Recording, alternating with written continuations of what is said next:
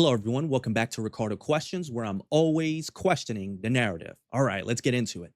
Today, we're going to be diving into a topic that's affecting millions of families, which is the obesity epidemic in America and how ultra processed foods and sugary drinks are playing a major role.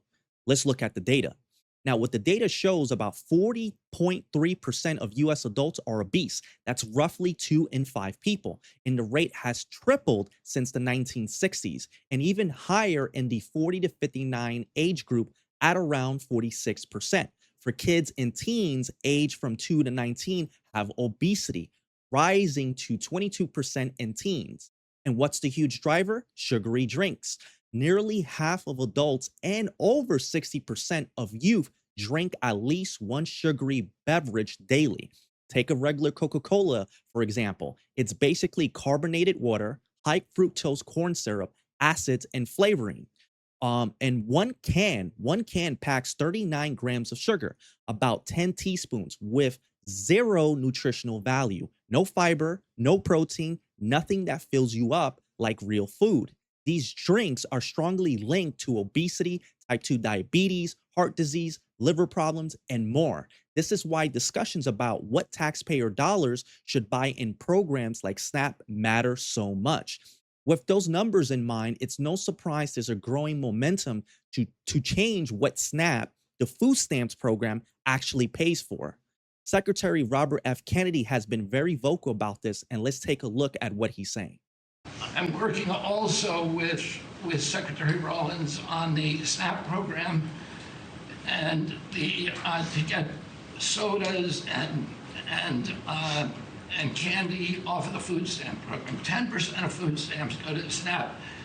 And I want to thank you for your courage. You are a business-friendly president, probably the most business-friendly in our history, but you're also willing to stand up to very, very powerful businesses, and you've shown that again and again.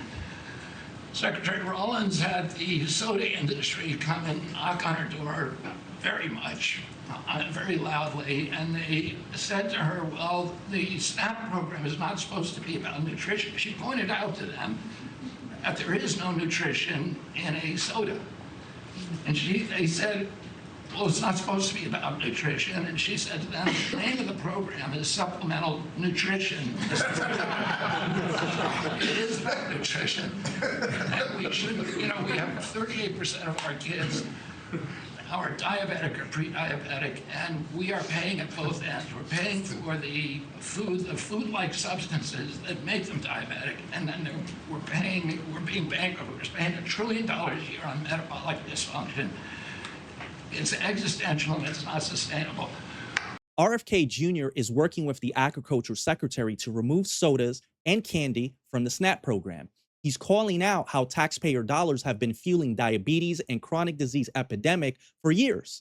This lines up directly with the public health data we just saw earlier in the video.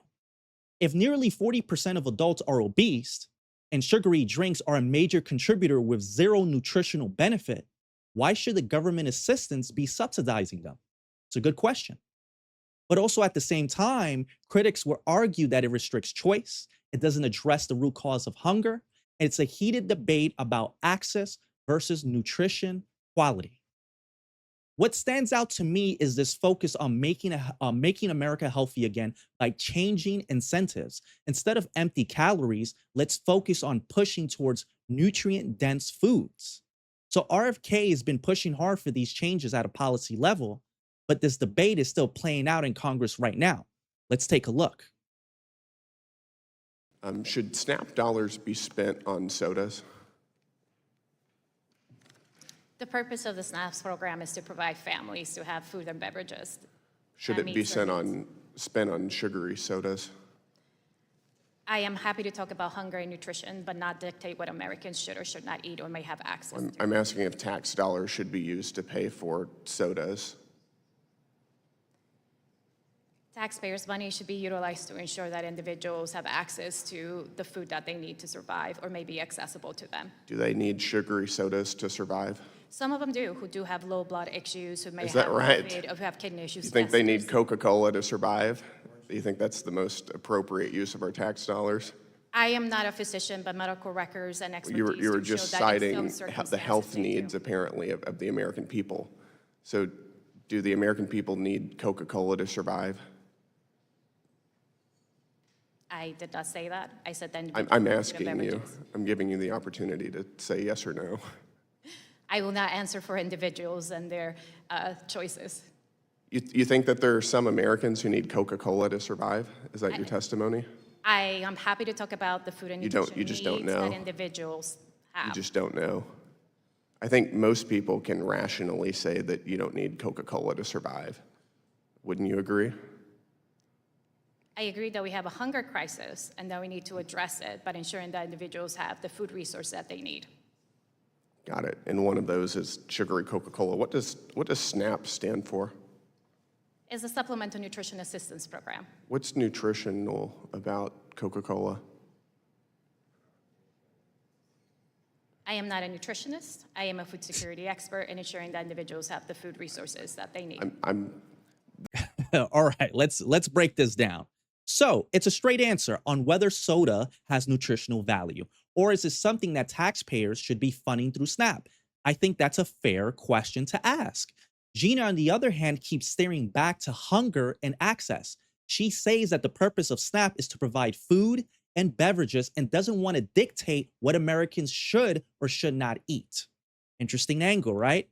Before we go further, let's take a look at who she really is. What I have here is the Food Research and Action Center website, and this is her profile. And to summarize her profile, according to the Food Research and Action Center own website, Gina is the Director of SNAP Policy and Advocacy. She previously served as a Senior Policy Advisor in the Biden-Harris Domestic Policy Council, helping lead the national strategy on hunger, nutrition, and health. And she's a food security expert and attorney with a strong background in anti-hunger advocacy. So the context matters here. She's coming at this from an access and hunger prevention angle, not necessarily nutrition science. So let's continue on with the video. This is a common sense question. All of these have been common sense questions. I'm just asking you, is there nutritional value to sugary sodas? It's a yes or no question. I am not an expert. I would have to look at the dietary guidelines. You're not an and look at the expert. data. I don't think that there's nutritional value to sugary sodas. I think most people in this room would agree with that assessment. But you have no opinion?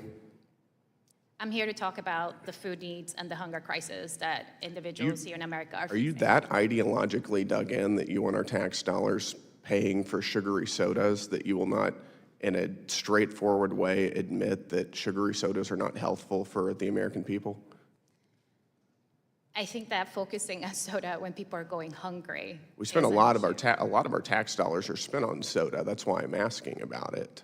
We have And no. you appear to be so ideologically dug in that you won't answer a simple question that that's not an appropriate use of our tax dollars and that does not, in fact, make the American people more healthy.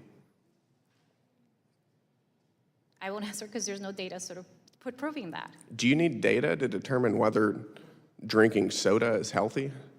I think I'm facts sorry, are- it's a serious question. Is there some, do you believe that perhaps drinking sodas every day is healthy? The worst health outcome is hunger. When the individuals don't have the resources. Do you satiate hunger with Coca-Cola? She is doubling down hard. So the worst health outcome is hunger. She keeps reminding everyone that she's not an expert on nutrition, and she's carefully avoiding saying soda has no place in the program. This is the core disagreement.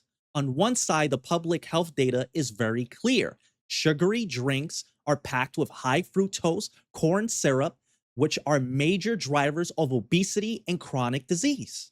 On the other hand, the focus is on access and not restricting choices for low-income families. But here's the thing, though. Even from a pure hunger and recovery standpoint, quality matters. When someone is severely malnourished or starving, suddenly giving them large amounts of food can actually trigger refeeding syndrome, which is potentially life-threatening.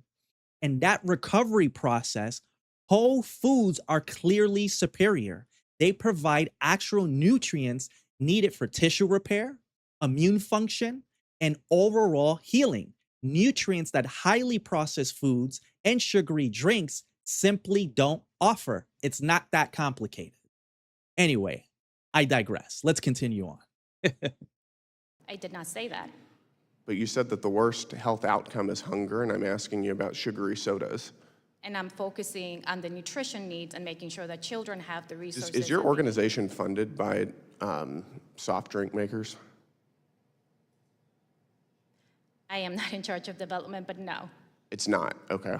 Is your organization funded by organizations that make money from food stamps?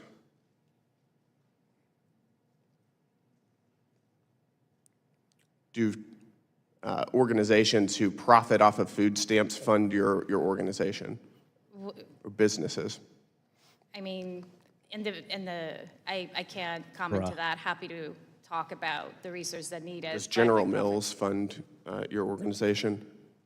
I don't have access to that information. I do, it's right here. They do fund your organization. Do they profit off of food stamps? Retailers are the major beneficiaries. Do you think that of that's a the program. conflict of interest?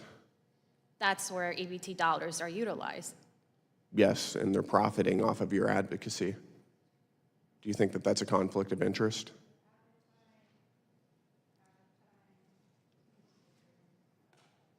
I think most people think that's a conflict of interest. I know you don't want to answer. My time is up. Thank you, Mr. Chairman. Thank you, Mr. Gill. All right, let's wrap this up. So, this hearing really highlights the big tension in America right now. We have clear data that 40% of adult obesity, massive sugary drink consumption, and serious chronic disease linked to empty calories. But also at the same time, programs like SNAP are meant to fight hunger. RFK Jr. and some Republicans are saying enough is enough. Stop using taxpayer money to subsidize the very things that make us sick, which is fair. But also the witness focused on access and not dictating choices, which is a fair concern for low-income families. But it does feel like we're ignoring the nutrition side of the equation.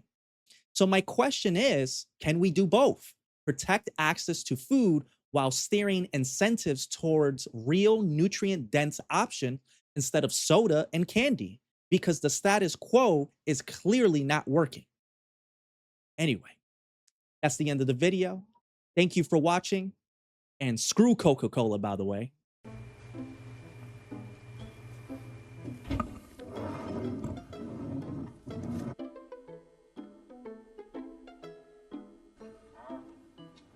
Always stay questioning, take care, and good luck out there.